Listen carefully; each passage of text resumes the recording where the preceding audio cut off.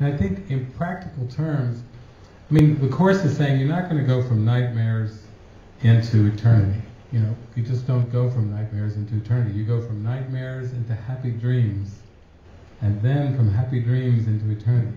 See the graduated aspect of it. You don't go from, wake up from a nightmare, a night terror, sweating, and then bing, you're into light and love and joy.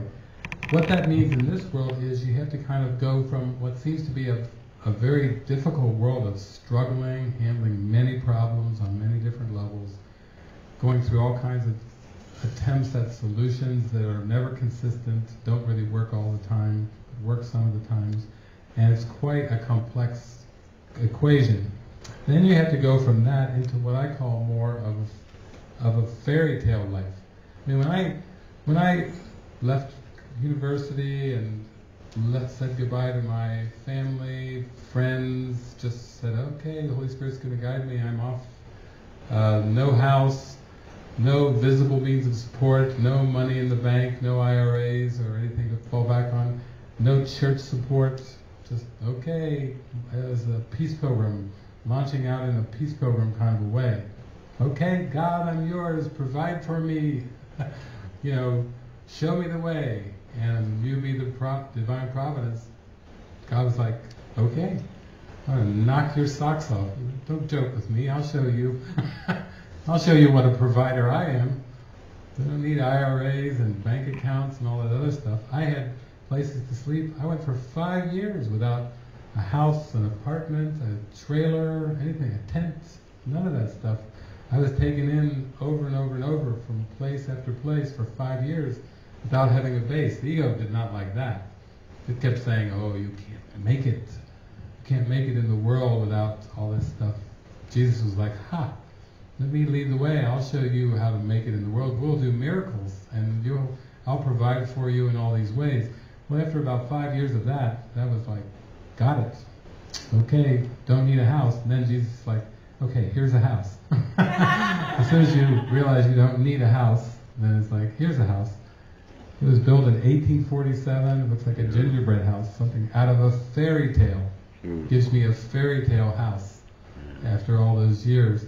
And so I use that as like a base for myself and for other people, messengers that would come to launch on all these country and world travels. But it did get more like a fairy tale quality. When I would share how things were flowing in my life, people would say, that's not real life. You're not living a real life. I'd say, okay, well, what is it? And they'd say, that's a fairy tale. You're describing a fairy tale. This sounds like a fairy tale. It actually does, the more I look at it.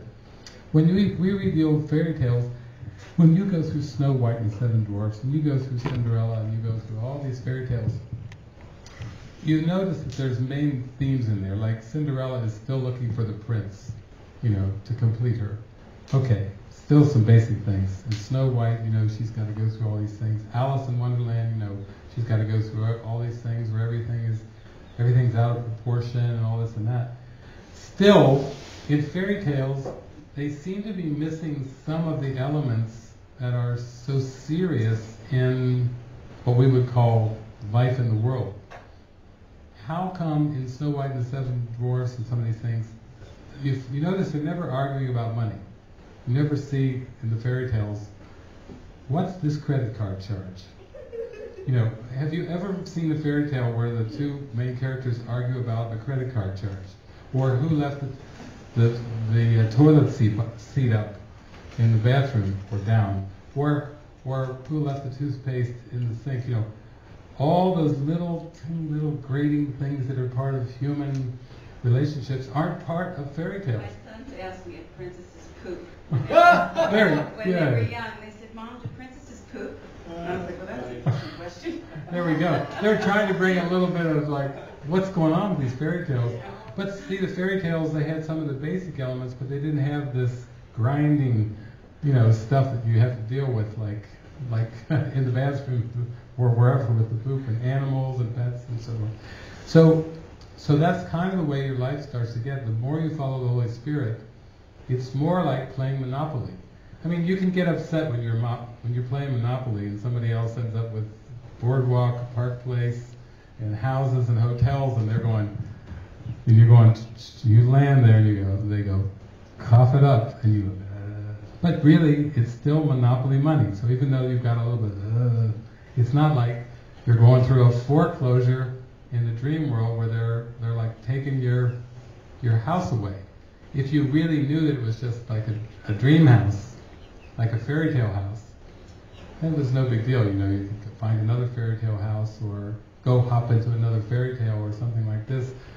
When the bank says, "Give me your house back," okay, go ahead. It's like with the monopoly money at the end, you know, you pack it all up and you put it back in the game box. You see, so this is kind of how the Holy Spirit works, is the more you start to follow those inner promptings, the world starts to take on more of a fairy tale quality. The people you meet, the places you go, it all seems like a fairy tale. I mean, some of the things that this body's eye has witnessed over these last 20, I don't know, how many, 20, the course was 86, so it's like 23 years with the course. Progressively over those years of working with the course, it got to be more and more like a fairy tale. Even when you have like partnerships, and the partner walks out and leaves, that's usually the big boo-hoo moment. Don't leave me, come back, I beg of you, and this. You like, they go out and it's almost like, it's got a dream-like quality. Interesting. I've seen that symbol, I've seen that scene before. Probably all of us have seen, over the millennium, we've seen it hundreds of times.